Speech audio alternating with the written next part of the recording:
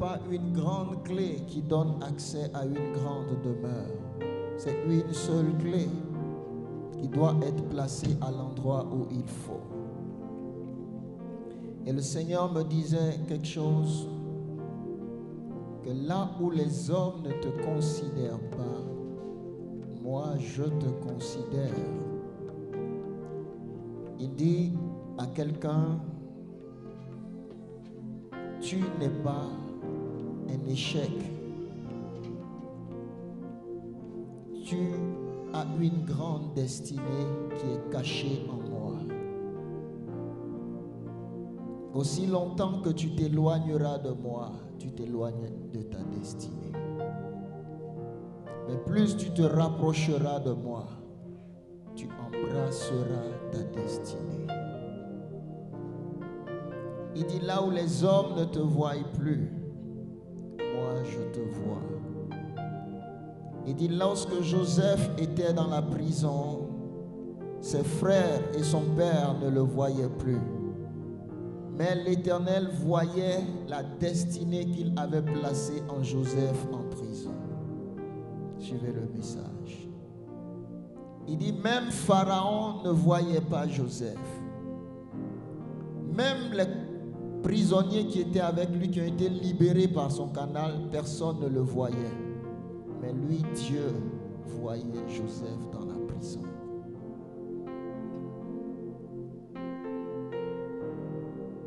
L'Éternel te voit.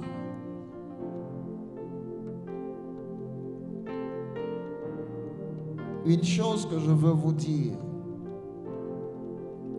c'est que celui qui vit dans la peur et l'anxiété combat la foi.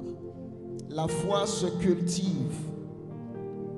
Aucune maison n'est bâtie sans des matériaux. Non, il y a des matériaux qui bâtissent une maison. Il y a différents matériaux selon la maison. Il y a des maisons de haute qualité, il y a des maisons de basse qualité. Il y a des maisons aussi très moyennes. Mais chacun choisit les matériaux selon sa vision. Dans le royaume des cieux, tu as le choix de choisir les matériaux avec lesquels tu veux bâtir ta vie chrétienne. Il y a ceux qui bâtiront une vie chrétienne superficielle, qui est la vie chrétienne religieuse. On va à l'église comme tout le monde, mais quand on revient, on est païen. Certains vont à l'église, mais le week-end, ils tapent les bières, ils sont en boîte, ils gèrent toujours les petites, comme on le dit. Il y a une telle vie chrétienne, mais si tu l'entends parler des choses de Dieu, tu dis, oh, toi tu es chrétien. Il dit, oui, non, laisse ça. Quelque part, il y a quelque chose de Dieu, mais il vit encore une vie chrétienne superficielle. Écoutez ce que je vais vous dire. La vie chrétienne superficielle n'engage pas votre vie. Je répète. La vie chrétienne superficielle n'engage que le consentement moral. Oui, je crois en Dieu. Moi je crois en Dieu. Toi, oui, je suis chrétien, moi je suis catholique. Aujourd'hui c'est comme ça, ils font et puis on ne peut plus évangéliser. Hein. Quand tu arrives pour évangéliser, tu es chrétien. Oui, je suis chrétien, je suis catholique. Tu es bloqué. Est-ce que tu es sauvé? Il va à l'église. Depuis je suis petit même, il va. Bien-aimé, vous savez, la vie chrétienne superficielle n'a payé aucun sacrifice pour suivre Dieu. Suis. Tu peux peser le poids de ta vie chrétienne par les choses auxquelles tu as renoncé pour suivre Dieu. Je vais répéter. Certains dans la vie étaient des bandits. Certains étaient des braqueurs. La dernière fois, j'ai reçu un de mes fils ici, un ancien louba de Yopougon. Il m'expliquait sa vie. Il dit, papa, quand tu le vois même, tu sais qu'il ne ment pas. Il dit, on a fait des choses. Et il a renoncé. Ce qui m'a plu, c'est qu'il a renoncé et il écoute beaucoup. Il me dit, j'écoute à tout moment les messages. Et je crois que c'est les messages même qui l'ont changé. Il écoute à tout moment les messages, à tout moment. Et je bénis Dieu pour sa vie. Il a fait sa dot, il a réglé en tout cas sa vie. Quand je le vois, je dis, je suis content de tout. Il a abandonné plusieurs choses. Et j'ai remarqué une chose, tous ces jeunes qui décident d'abandonner le monde pour suivre, le diable les attaque terriblement. Parfois, c'est leurs finances qui sont attaquées. Et puis, les gars qui leur proposaient les choses viennent pendant le temps où ils ont besoin d'argent. Puis ils disent, hey, je fais quoi? C'est ça. Vous savez, la vraie vie chrétienne, tu dois renoncer à quelque chose. Il y a une douleur qui donne un enfantement. Vous ne serez pas récompensé par Christ si vous n'avez renoncé à rien. Vous savez, Marie de Magdala, il y a certaines femmes qui suivaient Jésus. Certaines n'avaient pas une bonne vie. Mais quand Jésus ne les a pas rejetées, quand il les a pris, les démons ont été chassés, elles ont suivi Jésus. Il n'est plus parlé encore dans leur vie de prostitution. Elles ont changé. Quand Jésus te prend, quelle que soit la noirceur dans laquelle tu es, lui, il a le remède pour rendre blanc ce qui est noir. Mais toi-même, ne retourne pas aux choses que tu as vomies. Quand il a pris Ruth, la Moabite, il a changé, il lui a donné une destinée. Quand il a pris la prostituée de Jéricho, quand ils sont entrés dans sa maison et qu'elle a été sauvée, cette femme a été un canal par lequel Israël a pris possession de Jéricho. Elle était prostituée, mais à partir de cet instant, sa vie a changé. Par la rencontre avec Christ, je vous dis une chose. Celui qui n'a pas changé de vie n'a pas encore rencontré Christ. Vous savez que quand Jésus venait vers la prostituée, Jésus n'avait pas besoin de lui dire arrête la prostitution. Mais la rencontre avec Jésus ne supporte pas le péché. Je vous assure, plus tu vas commencer à avoir une vie de communion avec Christ, naturellement tu vas commencer à abandonner le mal et le péché. Tu ne sauras pas pourquoi tu as abandonné, tu as changé. Il a expliqué l'histoire d'un capitaine de marine de bateau. Et cet homme était dur et violent avec ceux qui étaient ses subordonnés. Et cet homme, voici qu'on va lui prêcher l'évangile sur le bateau. Et il a rencontré Christ, par exemple, aujourd'hui. Quand il a rencontré Jésus et qu'il a accepté, personne ne lui a dit traite bien tes subordonnés. Mais il avait l'habitude d'être dur avec eux et même les taper. Et quand il a accepté Jésus aujourd'hui, le lendemain, un de ses coéquipiers qui était sous ses ordres était couché. Et lui, d'habitude, quand il vient, il le voit comme ça. Le shit, mais tu fais quoi là? Et ce jour-là, il est arrivé et il a vu là et il a chité pour qu'il se lève, mais tu fais quoi là? Et personne ne lui a dit que ce qu'il a fait est mauvais. Il dit automatiquement, il a senti en lui qu'il venait de faire quelque chose de mal. Or ça, personne ne lui a dit. Mais il a rencontré Jésus la veille et il fait quelque chose, il ne se sent pas bien à l'intérieur. Qui lui parle? C'est Jésus. Quand Jésus vient, le problème, vous ne l'écoutez pas. Oui. Quand Jésus vient, le problème, vous ne l'écoutez pas. Et je vais vous dire là quelque chose maintenant. C'est ça qui vous trompe. Celui-ci peut accepter Jésus aujourd'hui. Suivez, hein. Et toi, tu as accepté Jésus il y a 10 ans. Et lui, dès qu'il a accepté Jésus, les choses que Jésus lui demande d'abandonner, quel que soit son attachement, il les abandonne. Quand il sent que Jésus n'est pas content, il se répand, il change. Et toi, ça fait 10 ans que tu es chrétien. Tu ne sens même plus la voix de Dieu, tu négliges. Tu pêches même, ça ne te dit rien. Il viendra te dépasser très vite. Tu seras étonné déjà en 3 ans, 4 ans, 5 ans. Il a un niveau supérieur. Pourquoi? Il est sensible à Jésus en lui. Suivez ce que je viens de dire maintenant. Il est sensible à la voix de Jésus en lui. Peut-être pour lui, c'était la colère qui le fatiguait. Jésus a dit, désormais, laisse la colère. Fais-toi comme enfant, laisse. D'abord, ça lui fait mal, il dit, je pardonne. Jésus dit, c'est bien. Plus vous obéissez, c'est comme une vie d'ascenseur. Plus tu obéis, tu ne montes pas par tes forces. L'obéissance te fait monter. Le temps de t'en rendre compte, il dit, je sens que je monte. Non, tu es monté. L'obéissance fait pousser la graine en toi. La sémence de la vie chrétienne est mystérieuse. Les hommes désobéissants deviendront les aigris dans la maison. Ils deviendront aigris. L'obéissance fait pousser la graine. Le Seigneur m'a dit une chose un jour, il dit, la gloire est une chose qu'on ne peut cacher. Parfois vous regardez les dessins animés ou des films et tu vois une boule qui était précieuse que les gens s'en vont chercher et dès qu'on ouvre, tu vois elle scintille comme cela. La gloire que tu développes ne peut être cachée. Un seul jour, Dieu va la révéler.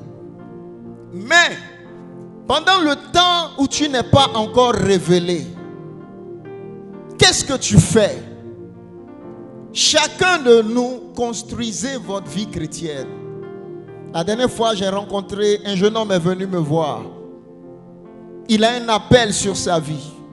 Et il m'explique comment il s'est marié, il a été obligé de divorcer. Pourquoi? Sa vie spirituelle n'a pas été construite. Il aime le Seigneur, mais le péché est dominant. Et donc, qu'est-ce qui se passe? Une vie troublée. Et il m'a dit, la sirène des eaux, je n'arrive pas. Lui-même est conscient que la sirène le tient captif. Quand vous identifiez un esprit qui vous fatigue, ne le caressez pas. Traitez-le durement. Jésus dit, si tu sais que ce bras est pour toi l'occasion de chute, coupe-le.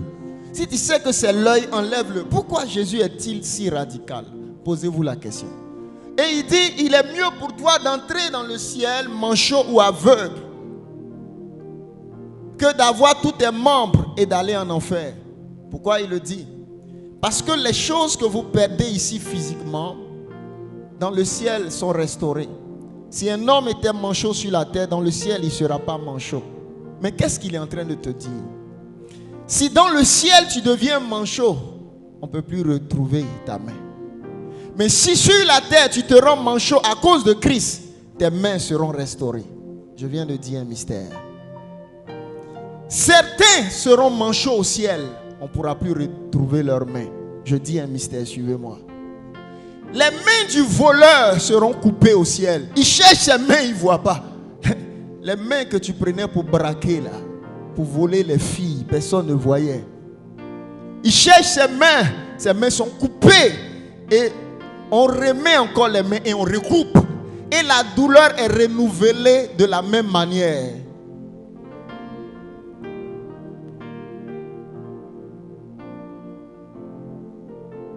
Que tu ne te retrouves pas. Vous ne croyez pas ce que je dis? Dans un jour, une jeune fille pour qui on priait, elle a été enlevée au ciel. Dans la délivrance, vous verrez certaines personnes qui ont un pied cassé. Ils sont là physiquement, ils marchent et leur pied est cassé. Et le Seigneur te dit, tu vois, la vie de péché a cassé ses pieds. Quand vous êtes un jeune homme, quand la sirène des eaux prend votre substance, si vous couchez avec une femme qui a une alliance avec la sirène, tu ne sauras pas pourquoi tu ne pourras pas te contenir. Parce qu'elle vient de mettre en toi un dépôt. Certains hommes pensent qu'ils déposent seulement dans la femme. Non. Quand tu rentres en contact avec une femme qui a une sémence, un dépôt de la sirène, ce simple contact que tu as eu avec elle, elle te transfère quelque chose de spirituel. Et du coup, tu ne peux plus te satisfaire d'une femme. Parce que cette chose réclame. Et je dois identifier ce qui me bloque dans ma relation avec Dieu. Et je dois mesurer pour dire, je fais quoi? Suivez, hein? Je garde la joie de mon plaisir ou je dis non. Si je garde la joie de ce plaisir-là, jamais Jésus ne m'appellera dans le ciel et dit, Mon fils Frédéric, viens. Je t'ai vu comment tu as souffert. Tu étais beaucoup tenté, mais tu as fui. Parce que tu voulais les richesses que j'avais réservées pour toi ici. Viens Frédéric. Vaillant héros. Tu as triomphé. Qu'est-ce que j'ai fait pour triompher? Oui, il y a des gens, ils ne sont pas forts physiquement, mais ils ont remporté de plus grandes batailles que toi. Je vais dire quelque chose. Ta force n'est pas dans tes muscles, mais ta force, c'est dans les combats spirituels que tu as rencontrés, dont tu as triomphé. Je répète. La force n'est pas l'homme qui bat beaucoup d'hommes qui triomphent, non. Mais regardez, ta force, c'est d'abord spirituellement ce sur quoi ton esprit domine lorsque la chair t'a dans le péché.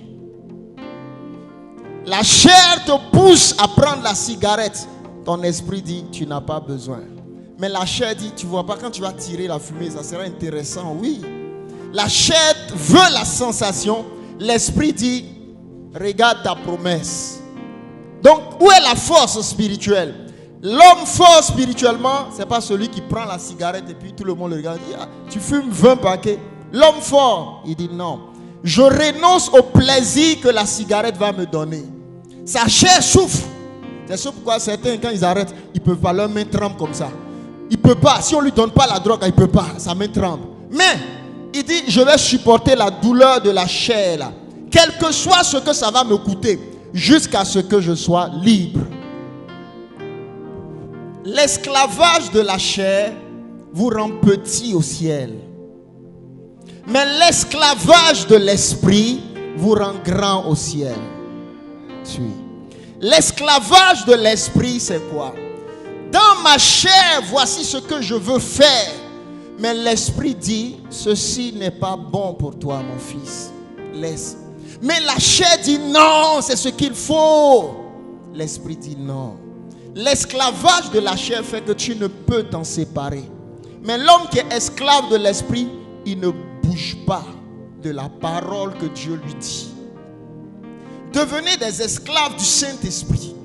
L'esclave du Saint-Esprit, c'est ici. C'est celui qui s'est entraîné à se soumettre. Plus vous vous soumettez à Dieu, vos batailles deviennent très faciles. Il y a des choses qui vous lâchent.